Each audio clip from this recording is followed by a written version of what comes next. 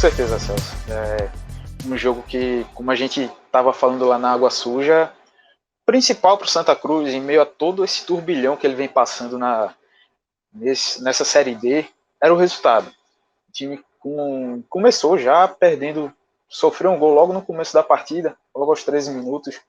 Então, ali dentro desse cenário, com a derrota, o Santa Cruz estava caindo para a lanterna, voltando para a lanterna do seu grupo A4 da competição. Então, era um cenário onde a catástrofe já estava cada vez pior.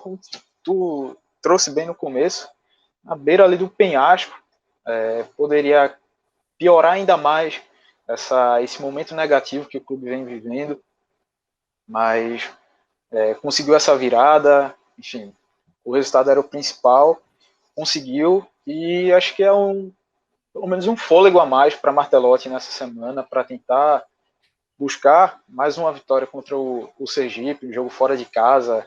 O Sergipe, que apesar de não vir bem na competição, mas é um time difícil de ser batido, tanto que até agora ele só tem, apesar de estar na lanterna com 5 pontos, mas são 5 empates e uma derrota na competição. Então é um time que, apesar de estar dando seus vacilos aí, mas não é tão fácil assim de ser batido. Então, sim, já depois de fazer essa introdução aqui, a gente já pode começar a análise do Isso. jogo, Celso?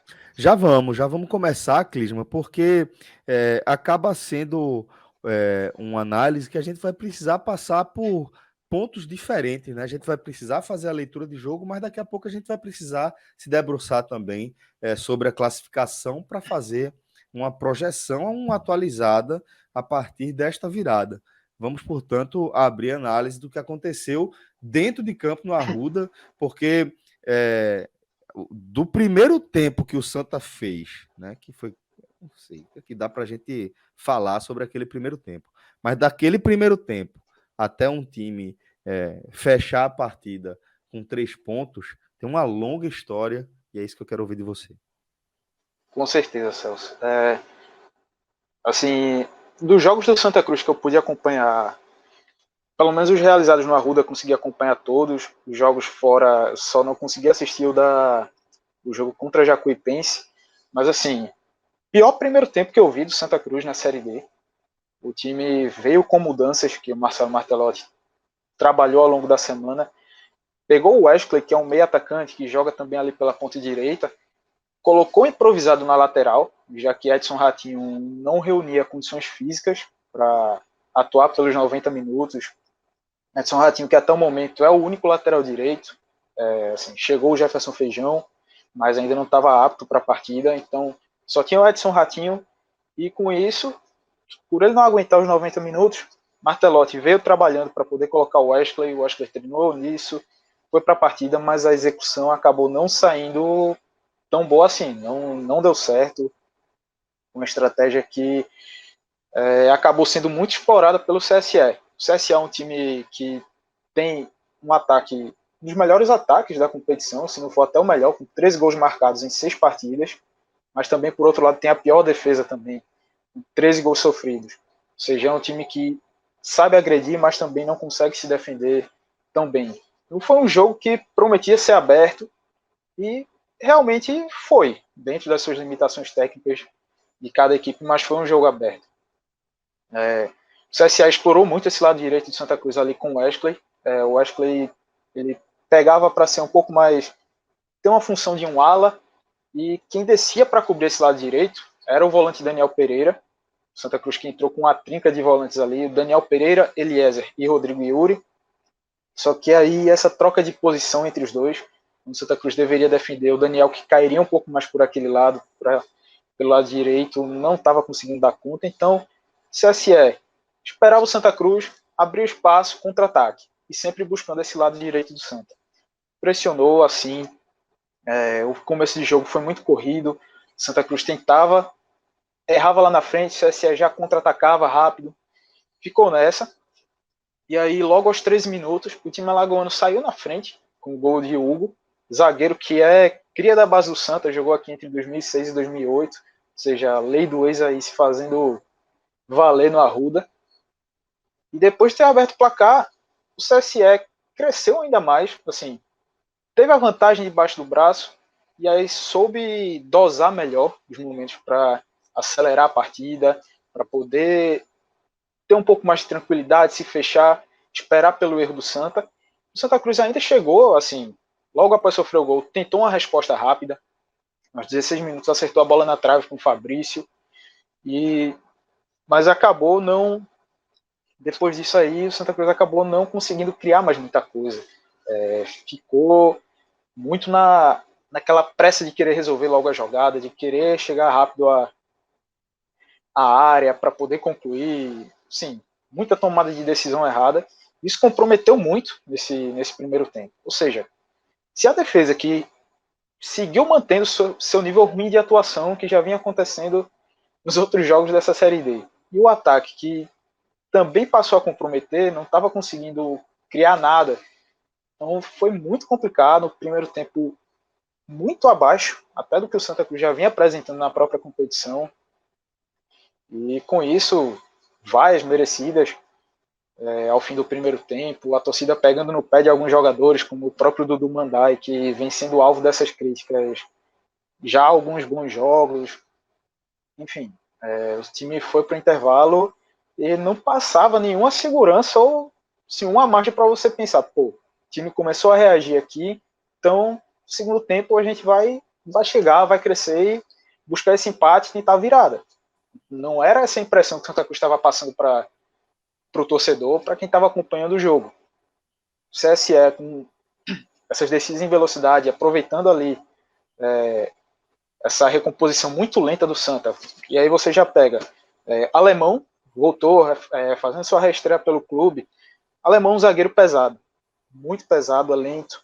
Luan Bueno, outro zagueiro lento também. Daniel Pereira, que é o volante que estava cobrindo ali a lateral direita na fase defensiva, também não é um jogador rápido. Ou seja, o time sofreu muito com essas investidas do CSE. E o CSE esteve mais próximo de fazer o segundo gol do que o Santa Cruz de conseguir empatar o jogo. No segundo tempo, o Santa Cruz voltou.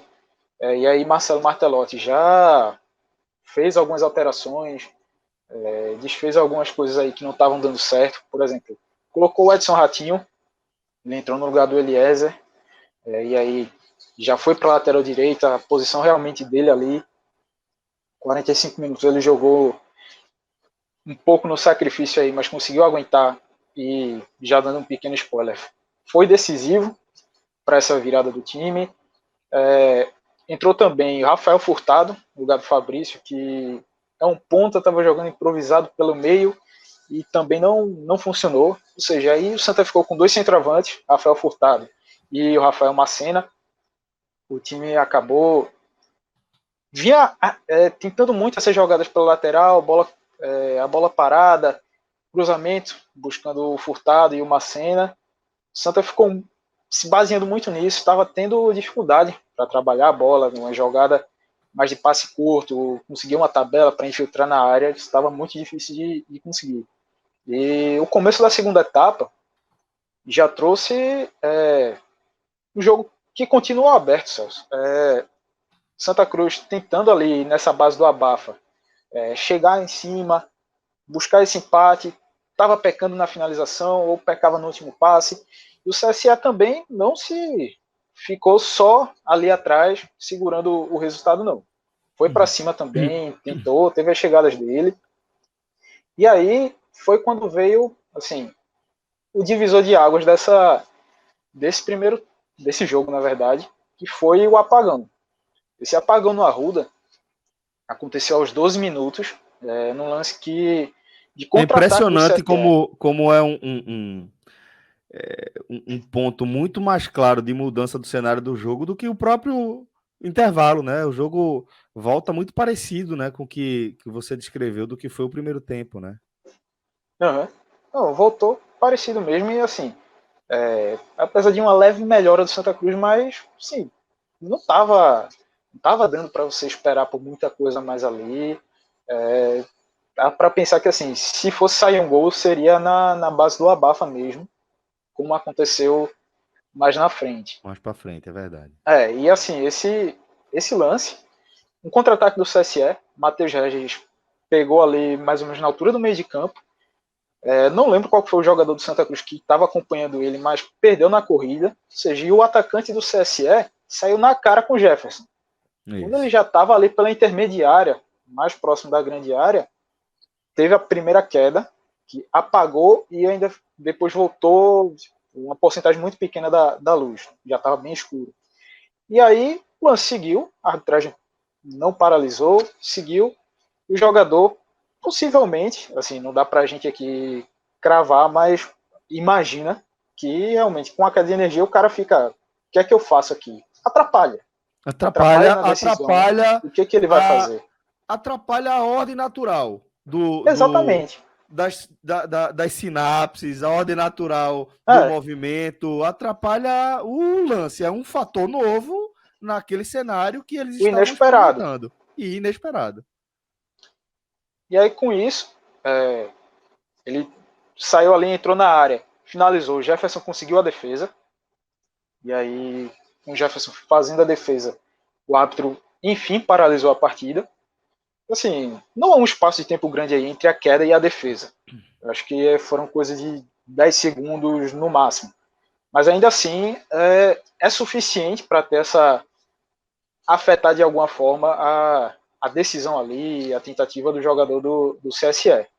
E aí, com isso, a partida ficou paralisada por 22 minutos, deu essa esfriada no jogo. Uhum. E o time alagoano foi quem realmente sentiu muito essa parada. Pô, é claro, Ficou velho. na Pô, você, bronca. porque você imagina que ainda tem isso, né? Ainda tem esse aspecto. A partir dali, os alagoanos passam a enxergar o jogo de uma forma diferente. Não tem como dizer que. Eu não vou nem discorrer aqui sobre quem apagou, o que aconteceu, o que deixou de acontecer. Assim, para mim, tá muito claro o que é que aconteceu, apesar de a gente não ter nenhum registro aqui, nenhuma declaração, nenhuma comprovação de que foi o que aconteceu. Mas, enfim, o lance que Clisma descreveu, o lance que todo mundo acompanhou aí na televisão e depois aqueles segundinhos que a gente acompanha nas redes sociais, já é suficiente para a gente entender o que é que aconteceu por ali. E o fato é que os jogadores, eles não são máquinas, né? Eles não são jogadores de PlayStation, não são jogadores de FIFA, são seres humanos que têm olha aí, tá vendo? Cai luz, cai câmera, cai tudo. Mas, falando sério, Clisma, são seres humanos, são atletas que estão sujeitos a essas variações emocionais, né? E acho que dá para dizer que a equipe alagoana sentiu e sentiu muito, né? O jogo vira outro jogo depois daquilo ali, depois da volta, né? Não, com certeza. É outro jogo. 20 minutos são mais do que suficiente para esfriar e mudar todo o panorama do que vinha acontecendo. E foi realmente o que aconteceu. Voltou o jogo. O CSE ainda tentou, né? Buscou essa manter esse ritmo que ele vinha impondo na partida, de certa forma.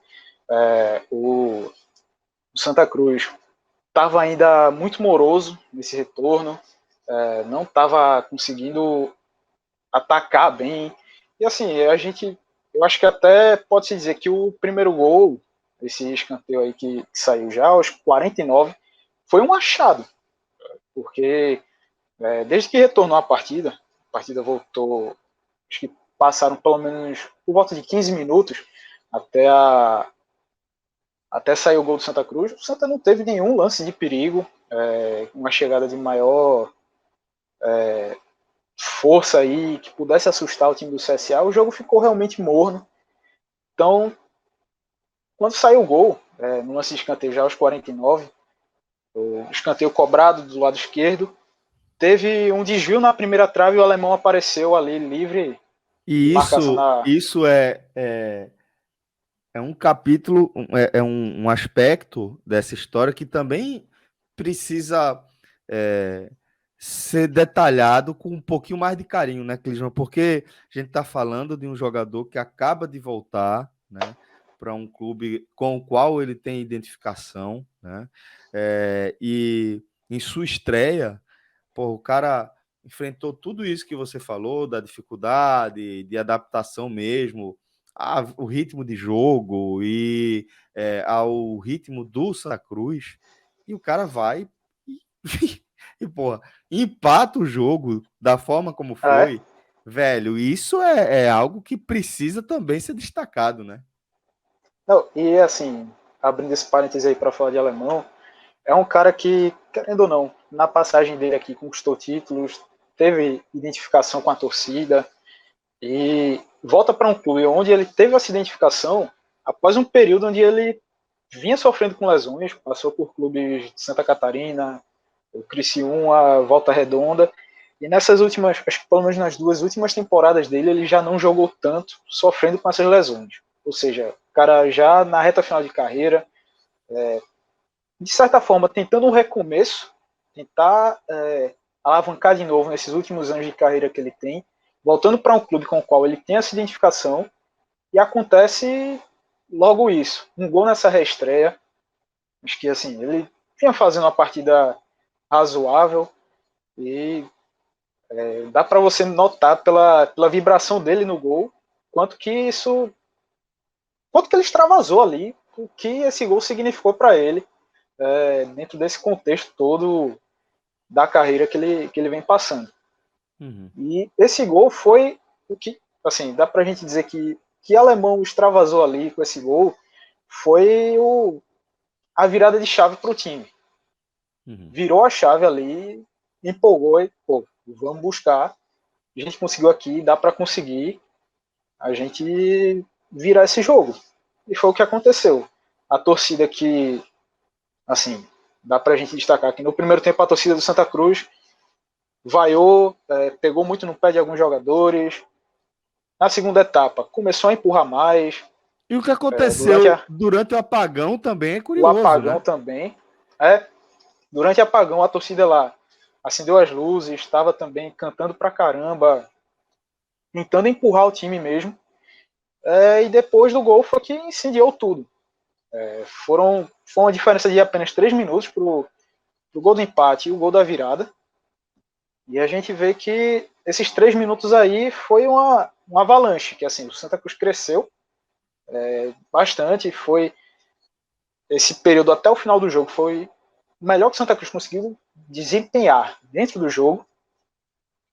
E aí com esse empurrão saiu aí o gol, já aos 52, no lance que Edson Ratinho arrancou pela direita, Ratinho que entrou bem na partida, arrancou pela direita, cruzou na primeira trave, Rafael Furtado cabeceou bem e fez esse gol, a virada, o atacante também que já vinha algumas partidas, não cheguei a levantar esse número, mas vinha num jejum que vinha incomodando a ele, tanto que perdeu posição no time, tinha ganhar a condição de titular, perdeu, voltou pro banco. Então foi extravasou ali realmente. E aí na reta final do jogo foi onde Santa Cruz passou a ter esse controle. Dominou, teve mais chance de fazer terceiro gol. O CSE já não conseguia render ou esboçar uma reação do que vinha para tentar um empate, não conseguiu repetir o que vinha jogando antes do apagão. Então foi algo que o time alagoano sentiu bastante. Santa Cruz soube aproveitar, soube se impor, cresceu de rendimento e dominou a partida até o fim, administrou. E a cena, acho que assim, daquele final ali, alguns jogadores caindo em campo, dando aquele respiro de alívio, representou bem não só o que o time sentiu, mas também a torcida e aqueles que estavam presentes ali no Arruda, mais de 7 mil torcedores. Nosso querido Felipe Assis estava lá também, tá na Tá por carreira lá para ainda, né? tentar. Tava ainda comemorando tudo mais, não sei se deu aquele pulo na piscina, Será que ele cai na mas assim, piscina, bicho? rapaz, Rapaz. assim, dependendo do nível de euforia do cidadão, não Não duvidaria, é mas exatamente euforia. é só a palavra que eu tentei encaixar aqui Mas foi boa, foi boa, foi pra boa. Às vezes aliviar. deixa tu eufórica mesmo. E aí, com isso, Sim, o Felipe tá chegando aí para já já entrar aqui na live também com a gente. E foi um resultado que realmente o Santa Cruz tem que se apegar a ele. Se apegou à Sem dúvida. vitória, tentar dar uma mudança nesse clima, nesse ambiente que vem pesado há tanto tempo e que de todo jeito puxa para baixo a equipe, que cria um peso a mais nessa caminhada da Série D. E agora o Martelotti tenta trabalhar com um pouco mais de calma, tenta fazer os ajustes necessários na equipe, ganhou reforços que já chegaram essa semana, alguns estrearam aí, como o Gabriel Castro, meia, que entrou na reta final da segunda etapa e quase marcou o terceiro gol do Santa. Então, Gabriel Castro não, perdão, Guilherme Castro. Então, é um resultado que, no todo, é muito mais positivo, apesar das suas ressalvas, mas o saldo positivo disso aí para o Santa Cruz é bastante interessante mesmo.